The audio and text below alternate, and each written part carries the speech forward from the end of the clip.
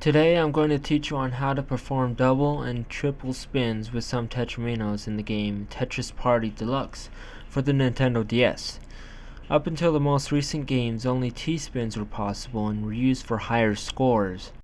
As I played Tetris Party, I noticed there were a few odd statistics talking about L spins and Z spins and others, so I started planning on how I'd pull them off. After I designed each layout setup for each spin, I made a video on YouTube because I wanted to be the first one. However, after reviewing the amount of views I had on my tutorial and how I literally just left my viewers in the dark on how to do them specifically, I decided to make a new and polished and easier to understand video tutorial.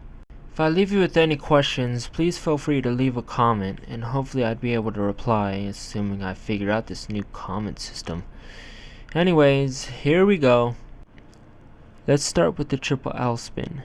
This one requires a little practice to master even if you follow a model. The first 3 rows must remain the same and the overhang can be made with the simple L shape to slide the L under before spinning. The gap can be shifted all the way to the left, but not to the right, because the 3-block wide alley is required. And now for a demonstration. I do have to admit that it took me a few tries to get this one on my own in this little video demonstration.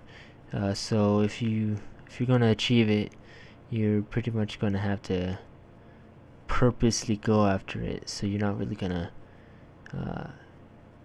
get this variation during normal gameplay, unless you know you're a master. But if you notice in the picture, on the right side of the gap there is a shape that's not divisible by 4, meaning that you do have to clear a few lines to actually do it. So as you can see on the bottom right, there's a little orange square and the 2 yellow squares, so you're gonna have to clear a line because to get the shape on the right, you're gonna have to clear a few lines or whatever, or just one is required.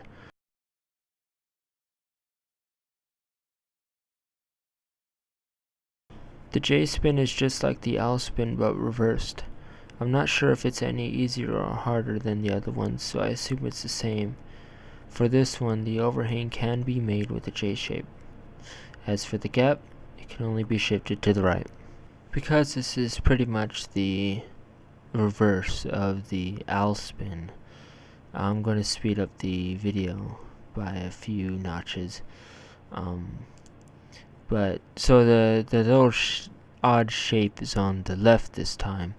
It could be shifted somewhere to the right, but the little column to the left has to remain the same, so you can fit the J in there. The triple Z spin can be done without clearing any lines, as you can see in the image. It's pretty much just a gap in the shape of a Z and a block overhang over the gap. The gap can be shifted in any direction.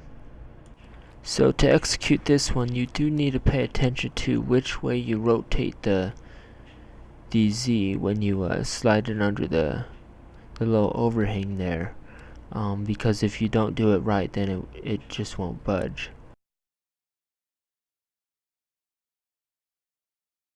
The triple S spin is just a mirrored Z spin and can be shifted in any direction.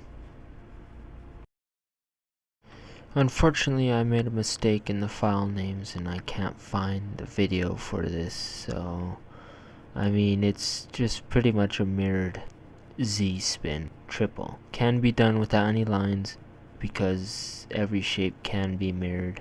Yeah. For the S and Z spins, you need to make a gap in the shape of them on either the left or right alley. Because this is a forced spin, an alley needs to be there, so the shape can't rotate anywhere else.